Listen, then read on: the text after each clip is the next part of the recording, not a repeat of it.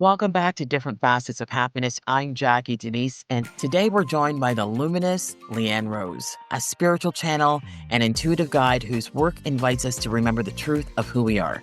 Leanne brings wisdom that bridges the seen and unseen, helping others awaken to their soul's purpose, align with inner peace, and step into a more authentic and empowered life. If you've been searching for deeper meaning, clarity, or a spark of divine insight, this conversation is for you. Leanne Rose, up next. Leanne, welcome to the show. So glad that you're here. Thank you for joining us today. Oh, thanks so much for having me, Jackie. I'm really excited. And so am I. You teach that life is a reflection of the psyche.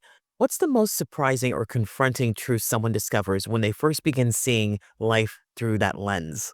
Ooh, that's a really great question. So, one of the hardest things to take when we really start to play with this, field of consciousness is how we've essentially become victims to ourselves in life. That can be one of the most difficult pieces. Hiding behind that idea that life is happening to me can actually be quite comforting at times. And so when we have to step into that radical responsibility of life is being birthed from me, that can be really, really scary because we have to step up and take responsibility. And that can be, if you've had really traumatic things happen to you in life, then that can be very, very, very difficult to do. Yeah. Well, you mentioned too that we're source. When you say that we are source, many people feel inspired, but also intimidated. What does embodying that belief really look like in the chaos of everyday life? Oh, I love that question. I love these questions, Jackie. So to me, that looks like pure joy, actually. It's not just peace and stillness. Quite often we hear about, embodying presence as being this stillness, and there are moments of that.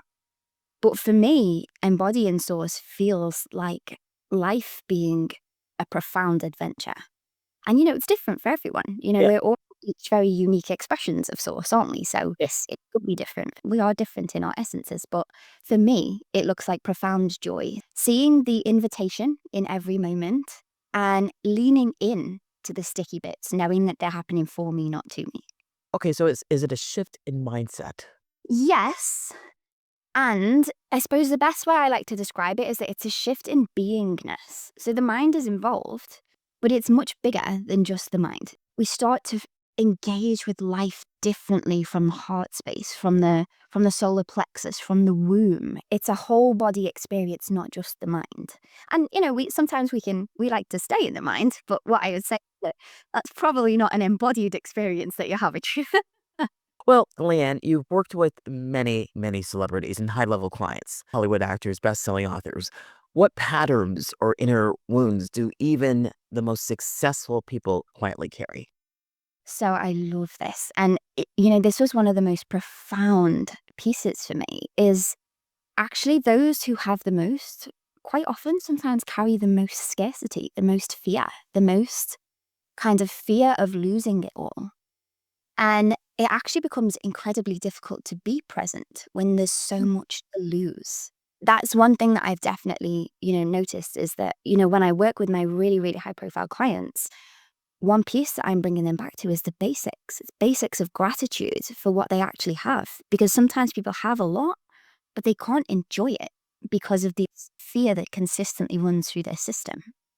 Well, how does one live when they're thriving through the superconscious versus simply having a spiritual awakening moment? Is there a tipping point, I would say? Yeah, so actually, I love to talk about this in terms of we move in our awakening journey, so to speak. I'm not a massive fan of that word, but we'll use it because it's most widely known. There's a point in which we move from what we call your default setting to your super consciousness setting. So that's where your think about our energy bodies as kind of like a structure. So our beliefs, our emotions, the things that we are willing to let in, Yeah. our spiritual level of awareness, our awareness of self. There comes a point when there is more truth in the system, i.e., I am consciousness, I am all that is. Reality is a reflection of myself. And that is where that's the tipping point. So that's when we move from our default setting to our super consciousness setting. And that's when we know we've hit that point when there is a knowingness in the body that no matter what, all is going to be okay. Yes. And that builds and we can amplify it and we go. And that really is the journey of super consciousness then, because it doesn't stop when we hit that tipping point. After that, then it's about amplifying that joy and allowing it to permeate our beingness even more. Very true. So you blend psychotherapy with esoteric wisdom. Where do science and spirit dance beautifully, and where do they still argue? Ooh, now this one is so I'm literally about to embark upon a PhD. So I think my answer to this question would be very different in 4 years' time. But the one crossover that I tend to see is that, there's a lot of science that kind of that supports manifestation nowadays. But there is always this kind of, well, if it can be proven by science, it can't be spirit. Yeah. And for me, it's like, why can't it be both? That's what if science is the beautiful way of explaining spirit in the best way that we can as human beings? But there's lots and lots of synergy now. There's lots of neuroscience that really proves this fact that our internal reality really does have a massive impact on our external reality. So there's lots of synergy there, but there is definitely still this kind of war around whether science or spirit is really the ultimate piece. And it's like, it can be both. Leanne, if you could implant one upgraded perception into the collective human psyche overnight, what would it be and why? That is a juicy one. So the piece I would implant is, what if everyone were God? Because from that perspective, we're no longer at war with everybody outside of us. There is this knowingness that every single one of us is in service to another, whether or not we are aware of it. And when we start to look at life from that perspective, everything changes, including us. That's the really profound aspect of that. Because really what we're asking there, when I think about God, I think about pure, unconditional love. That's what I think about when I think about God. And when we can lean into life and trust that love is all around us and it's speaking to us every day, even in the sticky bits, even in the hard bits, there are invitations. There are beautiful, beautiful invitations to experience love differently. Everything changes and there's a freedom in that. And there are lessons in that as well. Yeah, absolutely. Yeah. So So, what's one misconception about soulmate or twin flame relationships that you wish people would stop believing? it's my favorite. It's my favorite topic. Stop believing that they are going to complete you. So I've really been on my own intensive experience around this piece, around becoming my own source of unconditional love, becoming my own source of romance and, bliss and joy. And what I found was, the more I filled my cup up, the more my partner started to reflect behaviors that I really desired in a partner. And these were all behaviors at some point I didn't think he would be capable of. Mm. So what I then start to recognize is that we were beginning to merge and our realities were beginning to merge, and we were becoming partners in creating a shared reality. And that is what I believe the true kind of twin flame piece is really all about. It's not about, I'm missing a piece of me and I have to go out into the world and find it. Because that, we talk about the illusion of separation from source. That's threaded with that. That's based on the idea that you are not resourced, you are incomplete. And you can't find wholeness from that space. It's not possible. Yeah. So you will create these, highly traumatic relationships where your system is trying to show you you're not incomplete. You're the answer you're looking for. So when I think about twin flames, what I think about is when a soul becomes so whole and then they are ready to connect with another individual, there then becomes this shared reality where these two souls begin to intertwine and work together. And their experiences become very mingled and intimate and exquisitely beautiful. Well, then how can someone in a struggling relationship use that dynamic as a portal to their own evolution rather than an escape route? So, asking the question, what if my partner really is reflecting back the parts of me that I feel I'm missing? So that actually happened in my relationship. I was with my partner and genuinely thought I would have to leave. I kept getting these nudges. He's not the man for you. Da, da, da, da, da. But then I was thinking, well, internal reality creates external world. So if I keep believing that, I'm going to keep seeing it. What if I started to believe that the way he's showing up is actually deeply in service to me? And it's showing me parts of myself that I've forgotten, and I'm leaning on him to provide them for me. And that was what created the massive shift for me. I stopped being this critical partner that was like, I need you to fix me. I need you to be something different for me. I need you to change. Yeah. And I became this, vessel of unconditional love that fundamentally not just shifted me and not just shifted the dynamics of our relationship, but it fundamentally shifted him too. It's so powerful. It is. So let's talk about creating wealth and expansion of consciousness for a moment. You've helped many, many people create effortless wealth. What energetic or psychological misbelief keeps abundance at arm's length for most people? The idea that it exists in the future. So, our only point of power, when we're talking real, we're getting into the nitty gritty of superconsciousness, the only thing that actually really ever exists is the present moment. It's our only point of power. And that's what we are constantly generating and projecting our reality from. And if in this now moment you are practicing the belief, I'm building wealth, my wealth is being built into the future, I'm working for this future self aspect. What you are energetically emanating at that point is, I am not wealthy now. Wealth did not exist in this now moment. And so, because the present moment is our only point of power, we can generate wealth from that space, but it will always feel like it's not enough. There will be a fear that it will be lost completely. And there will be this sense of, it's just not what I thought it was going to be. And there's this consistent kind of element of chasing. So, like I say, we can create wealth from that space, but it will never, ever, ever land fully in the body. And you'll never be able to actually enjoy it. But if someone is stuck in the doing mode, trying to manifest their desires, how do they drop into the beingness that actually attracts it? Ooh, So, like, walk us through that.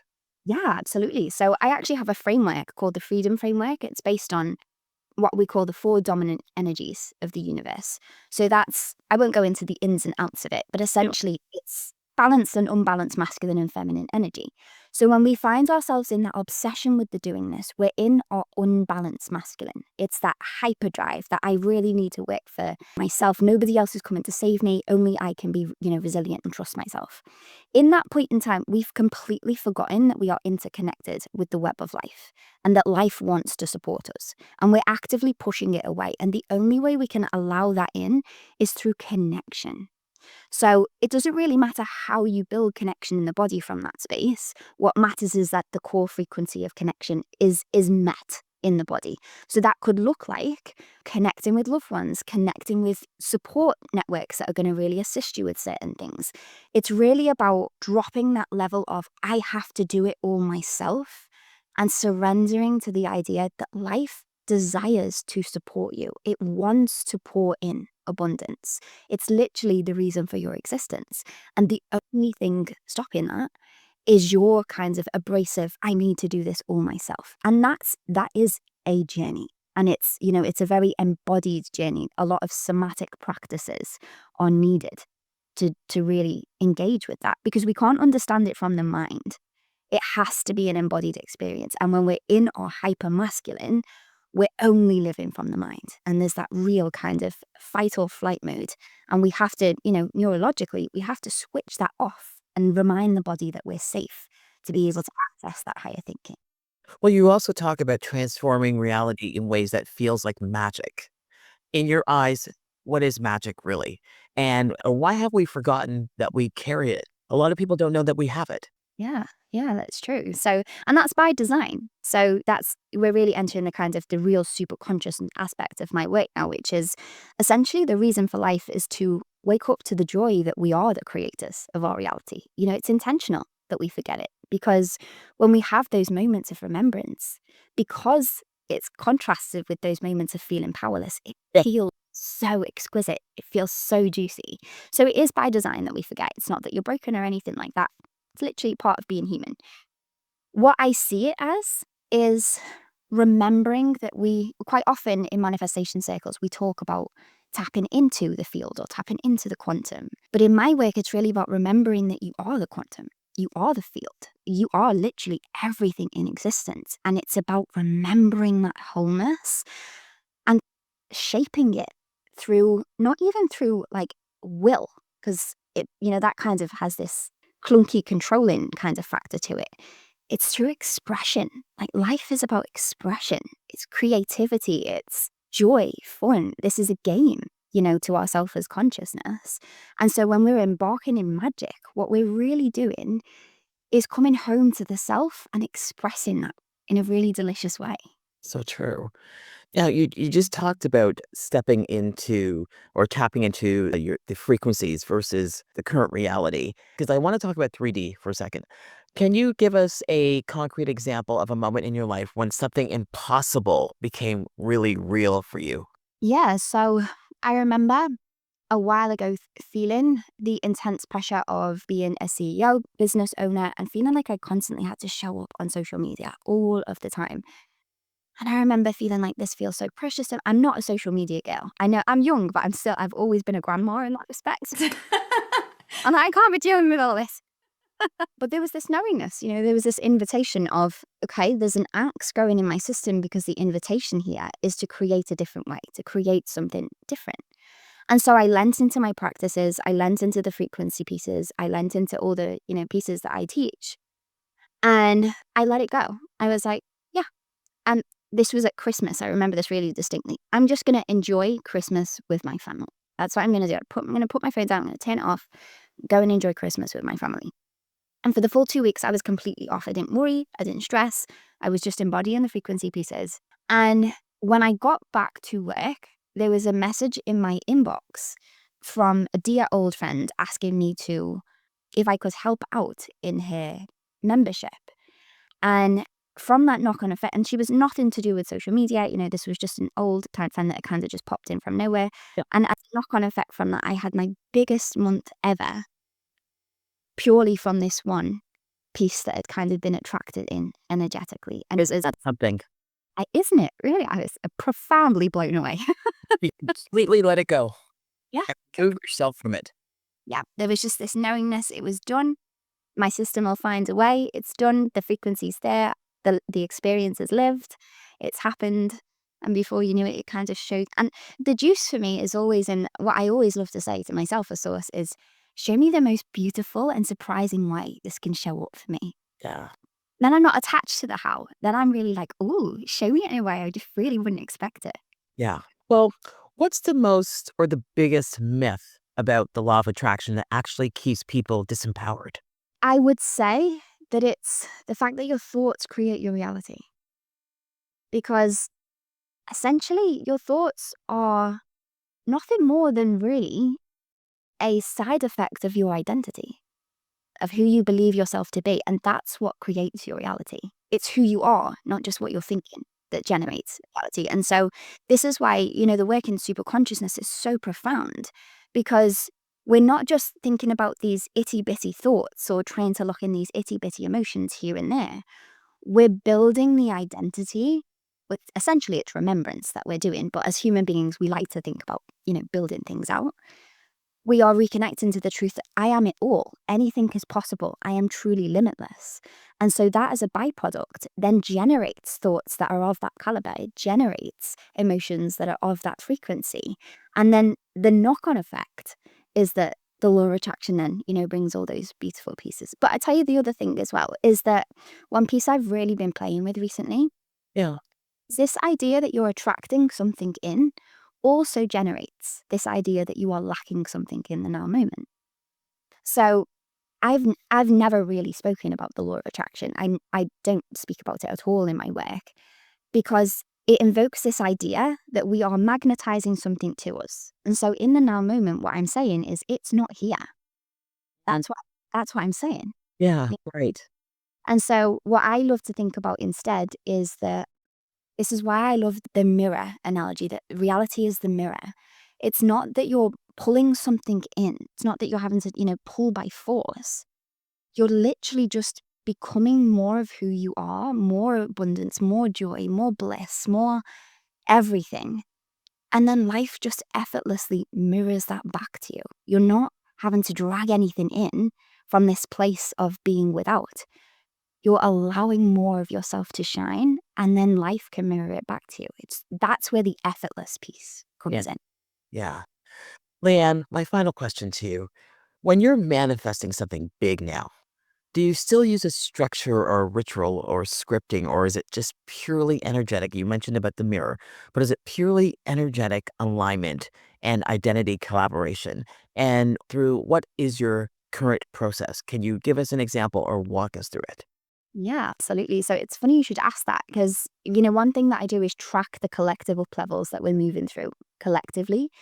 And I've always had a 4-phase process that I use to manifest pieces very, very deliberately, encoding the frequency, listening to the feedback from my reality, reorganizing the pieces that need to be reorganized, transmuting what needs to be transmuted, and then diving into the piece I know I'm being called to reconnect to, and then really locking that in. So that's kind of like my 4-phase process. But collectively, we've entered into this entirely new era. It's so exciting. Where embodiment of superconsciousness, it's so much more available and it's transforming everything. And so my structures and frameworks are shifting and moving and changing around that, which has been so fascinating. So what I'm finding that I'm doing at the moment is kind of savoring each phase for quite a long time, and just the day to day is really just enjoying playing the game. That really is the essence of it. There's no real, emphasis on the outcome because I'm just having an absolute ball. I'll be honest with you. But you're right, it's enjoying the process of it, right? Yeah, we hear that all the time, don't we? Enjoy the journey. We kind of do a little bit of the eye roll, enjoy the journey. All right, for you to say, but that really is where the magic is. And I tell you, the key piece that's been huge for me recently is, and again, we hear this so often, and so it is very easy to kind of be cynical around it. But when you really let it land in the heart, it's very different. I'm so loving this rapturous enjoyment of discovering who I can become. Yeah. Yeah. It's profound. So, I don't have to go and do a PhD. My business is thriving. What do I need to go do that for? But it's like, I don't need to. I want to. Like, it's gonna be fun. It's gonna be challenging, yeah. But imagine who I'm gonna become along the way and the pieces that are gonna unlock inside of me. It's so exciting. Oh, your energy, I could just feel it radiating across the pond. It's amazing. Ditto, Jackie. Leanne, how can people reach you? So you can find me on my website, which is Leanne Rose Galila. And I probably should spell that for you. Maybe we'll pop it in the show notes. And so they're the frequencies that I channel, frequencies of source that I channel, in case people are wondering where that random name comes from. But you can also find me on Instagram. That's where I tend to live. That's where I do lots of lives. I do post lots of, re-engaging content. So you can find me over there at I am Leanne Rose. Wonderful. Leanne Rose, thank you so much for joining us today. Thanks so much for having me, Jackie. What a powerful exchange with Leanne Rose. Her voice carries more than words, it carries energy, it carries truth and remembrance. I hope today's episode reminded you that happiness is found in the alignment of your soul, not in the noise of the world. If her message resonated with you, I encourage you to follow her journey and continue nurturing your own spiritual growth. You are worthy of peace, purpose, and joy, right here, right now. I'm Jackie Denise. Thank you for tuning in. Please download and subscribe. Take care. Be well.